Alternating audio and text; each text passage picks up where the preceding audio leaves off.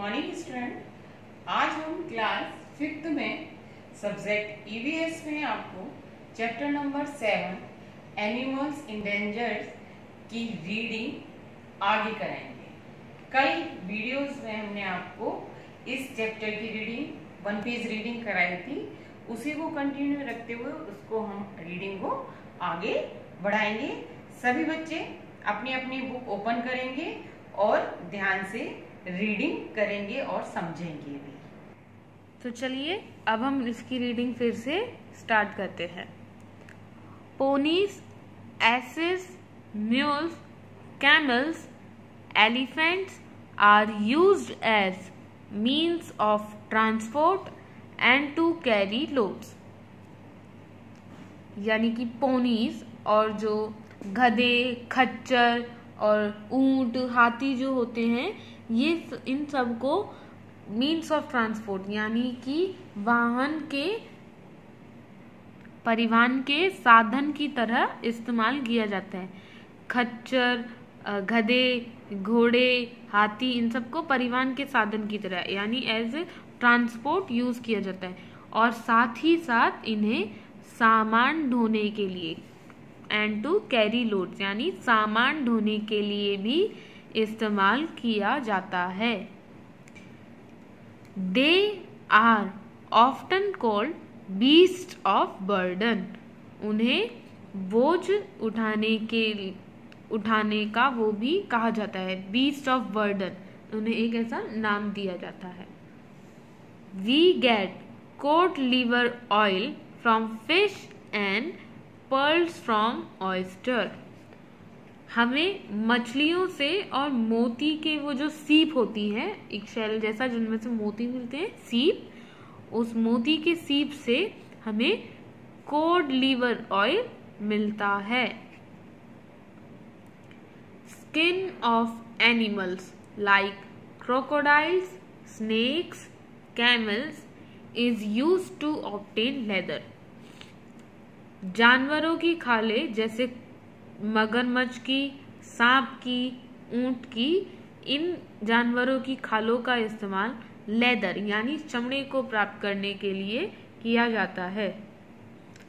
Leathers is used to make bags, belts, purse and jackets. और उस leather यानी चमड़े का इस्तेमाल बैग बनाने के, बेल्ट बनाने के, पर्स और जैकेट बनाने के काम में लाया जाता है। हमें वो चमड़ा किन से मिलता है? मगरमच्छ की खाल से, सांप की खाल से या फिर ऊंट वगैरह की खाल से हमें चमड़ा मिलता है, जिससे बैग, बेल्ट, पर्स या फिर जैकेट बनाई जाते हैं। Meat of goat, hen, fish is eaten by non vegetarians. Non vegetarians यानी मांसाहारी लोग, जो लोग मांस खाते हैं। बकरी का गोश्त, मीट यानी कि मांस, बकरी का मांस, मुर्गी और मछली वगैरह नॉन वेजिटेरियंस यानी कि मांसाहारी लोगों द्वारा खाया जाता है, ईटन खाया जाता है। अब आगे है यूजफुल वाइल्ड एनिमल्स, उपयोगी जंगली जानवर। यूजफुल वाइल्ड एनिमल्स यानी जो जंगली जानवर जो हमारे काम आते हैं, यूजफुल हैं हमारे लिए, ऐसे जंगली जानवर। Wild animals help to maintain the balance in nature. जो जंगली जानवर होते हैं वो हमारे प्रकृति में एक बैलेंस बनाने में मददगारी होते हैं। They maintain the food chain. वे हमारी जो फूड चेन होती है उसको मेंटेन रखते हैं। If there were no carnivorous, अगर हमारे पास कार्निवोरस नहीं होंगे। कार्निवोरस कौन से जानवर होते हैं? जो कि मांस खाते हैं, मांसाहारी जानवर होते हैं। The population of herbivorous would increase beyond limits.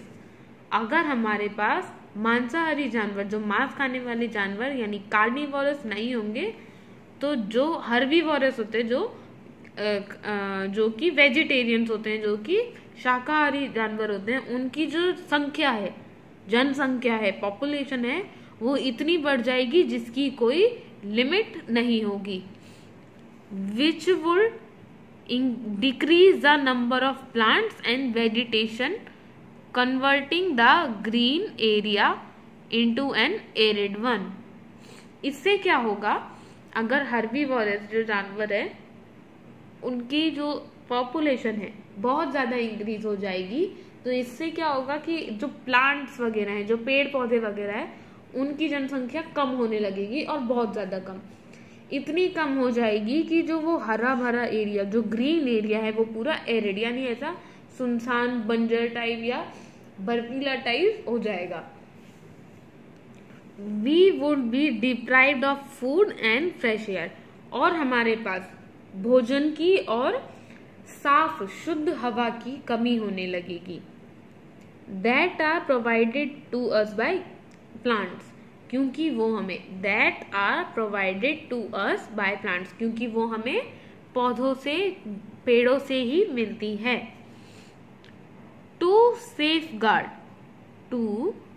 safeguard the ecosystem and the animals, wild animals are kept in protected areas like wildlife sanctuaries and national parks.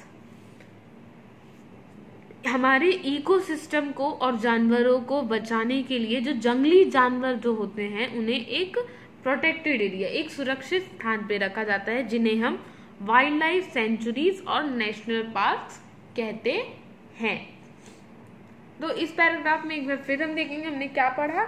इसमें हमने पढ़ा कि जो वाइल्ड एनिमल्स, जो जंगली जानवर होते हैं, वो नेचर यानी प्रकृति का बैलेंस बनाने में हेल्पफुल होते हैं, काम आते हैं। कैसे? वो क्योंकि अगर वो हमारे कार्निवोरस नहीं होंगे तो हमारे जो हर्बीवोरस की पॉपुलेशन है, यानी कि जो शाकाहारी जानवरों की पॉपुलेशन है, जनसंख्या है, वो काफी बढ़ जाएगी, जिससे पेड़ पौधों वगैरह के जो नंबर है वो कम होने लगेगा। इससे क्या होगा, हमारे पास खाने की और शुद्ध हवा की कमी हो जाएगी, और जो हमारा ग्रीन, जो हरा भरा एरिया वगैरह से कन्वर्टेड है, कवर है, वो एरिड एरिया में बदलने लगेगा। आगे पढ़ते हैं हम। Care for animals. There are several governments and non-government organizations that take charge of the protection of animals. Care of animals यानी जानवरों की सुरक्षा या देखभाल। बहुत सारे हमारे आसपास बहुत सारे ऐसे गवर्नमेंट यानी सरकारी और नॉन गवर्नमेंट और प्राइवेट, नॉन गवर्नमेंट प्राइवेट होता है, सरकारी और प्राइवेट, ऐसे काफी सारी ऑर्गेनाइजेशन है, कुछ लोगों का समूह एक ऑर्गेनाइजेशन है जो कि जानवरों को प्रोटेक्ट करने का, उन्हें सुरक्षा प्रदान करने का, उन्हें सेफ रखने का काम संभालते हैं। Pet animal self welfare society. Pet animal welfare society PEWS came into existence in 1998। ये हमें कब मिली थी? 1998 में हमारे पास ये pet animal welfare society establish हुई थी, बनी थी। It makes people aware about the care, management and nutrition of pet and stray animals. ये जो ऑर्गेनाइजेशन है, ये जो सोसाइटी है, ये हम लोगों को अवेयर करती है, जागरूक करती है। अवेयर मीन्स जागरूक करती है। किस लिए? हमारे जो पेट होते हैं, जो हमारे पालतू जानवर और जो स्ट्रे एनिमल्स होते हैं, उनके न्यूट्रिशन को लेके और उनकी देखभाल को लेके हमें अवेयर करती है, जागरूक करती है। Its members consider all animal as the pet of the society. जो ये ऑर्गेनाइजेशन होती है, ये सभी जानवरों को अपने एक सोसाइटी, एक समाज के पेट की तरह ही देखती है। तो बच्चों, आज की क्लास में इतना ही। आगे का चैप्टर हम अगली वीडियो में पढ़ेंगे। आपका होमवर्क है read chapter number 7 animals in danger. आपको जितना अभी कराया गया है, आपको उतना चैप्टर रीड करना है। फिर मिलेंगे। Thank you.